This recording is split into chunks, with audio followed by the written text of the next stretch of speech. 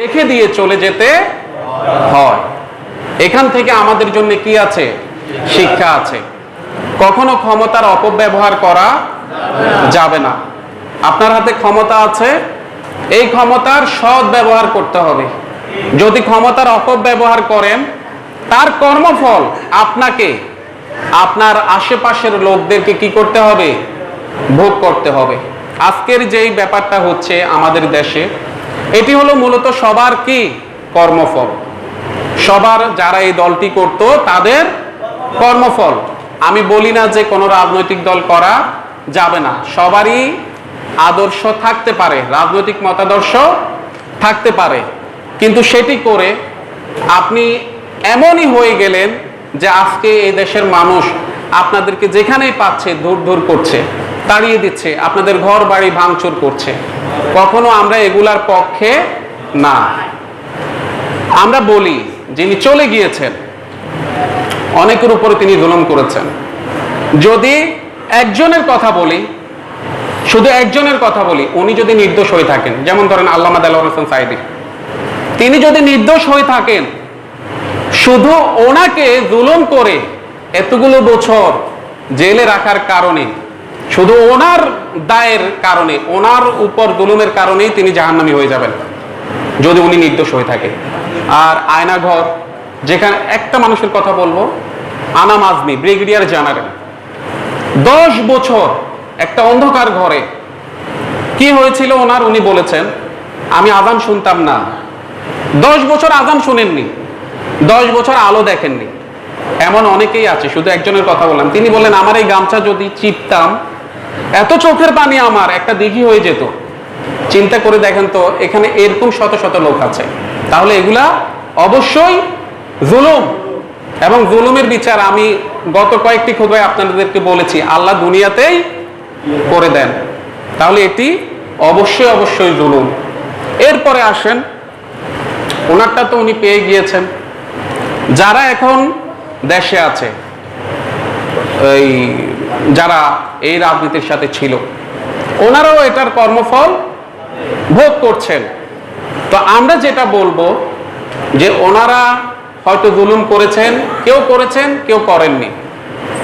এখন আমরা যারা আছি, আমি কোনো রাজনৈতিক দলের হয়ে, এজেন্ডা হয়ে কথা বলছি এমনটি নয়। আমি নিরপেক্ষ হয়ে একটা কথা বলছি যে ওনারা জুলুম করেছে, তাই বলি কি আপনারাও জুলুম করবেন? এই যে ঘর বাড়ি ভেঙে দিচ্ছেন, অনেকে দোকানপাট ভেঙে দিচ্ছেন, তাদের দোকানের মালামালগুলো নিয়ে যাচ্ছেন, তো আপনারা বলছেন তারা জালেম। এখন যারা এমনটি করছেন তারা কোন কাতারে?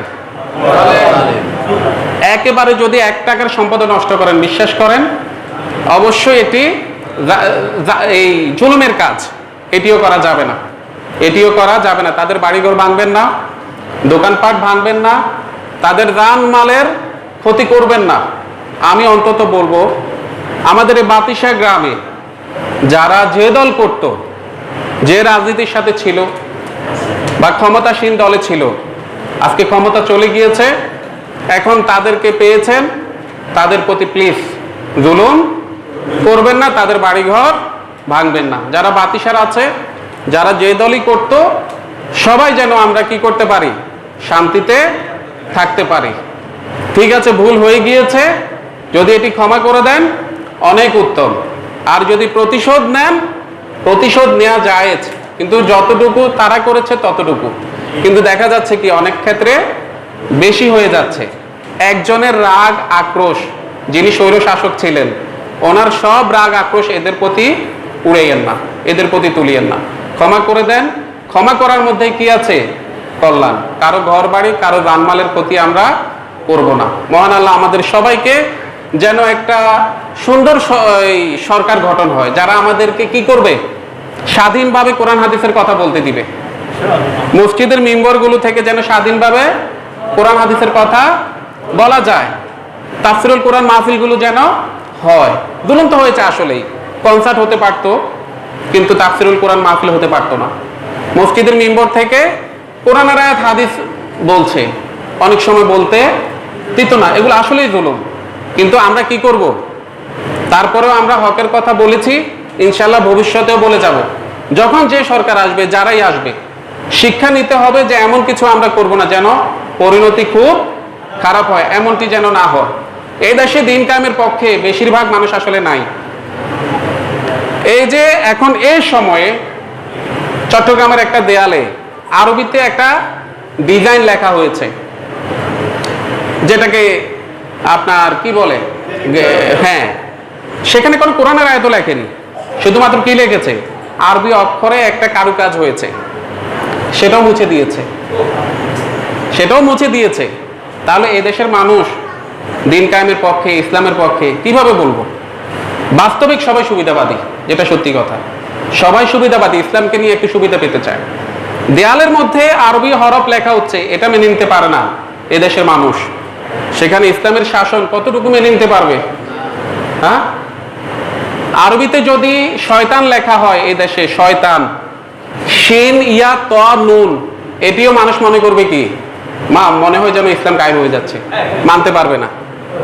ধরেন আবু জাহল লিখলো, আবু জাহল, আবু লাহাব, এটিও মানুষ মানতে পারবে না। না হলে দেয়ালের মধ্যে আরবিতে হরফকে ডিজাইন করে লেখা হয়েছে, সেটাই মানতে পারছে না, আমরা মনে করেছি কি ইসলাম কায়েম হয়ে গিয়েছে। ব্যাপারটি আসলে এমন নয়। তো যাই হোক, সব মিলিয়ে কিছু কথা হয়ে গিয়েছে, এটি কেউ ব্যক্তিগত পর্যায়ে নেবেন না। কোনো যে সমস্ত রাজনীতিক ভাইয়েরা আছেন, অনেকে অনেক দল করতেই পারেন, স্বাভাবিক, সবার রাজনৈতিক আদর্শ থাকতে পারে।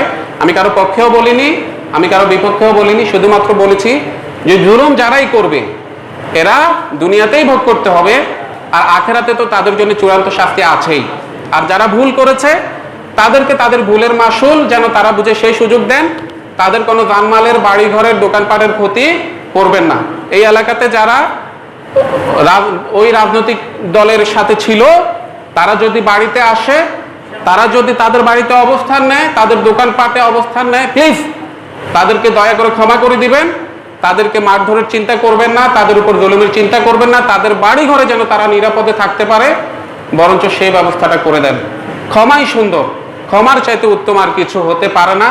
আল্লাহ আমাদেরকে ক্ষমা করতে বলে, রাসূল সাল্লাল্লাহু আলাইহি ওয়াসাল্লাম আমাদেরকে ক্ষমা করতে বলে, ইসলাম আমাদেরকে ক্ষমার সৌন্দর্যটাই শিখিয়েছে। তো যাই হোক, অনেকগুলো কথা বলে ফেলেছি। আজকে আমরা যারা জুমার খুতবায় এসেছি, এখান থেকে আমরা শিক্ষা নেব যে আমরা কখনো জুলুম করব না, কোরআন সুন্নাহর কথা থামিয়ে দেব না। দিন যেন কায়েম হয়, ইসলামের যেন প্রচার প্রসার হয়, সেই চেষ্টাই আমরা করে যাব। পরস্পরে মুসলিম ভাইয়ের মিলেমিশে আমরা একই সাথে বসবাস করব।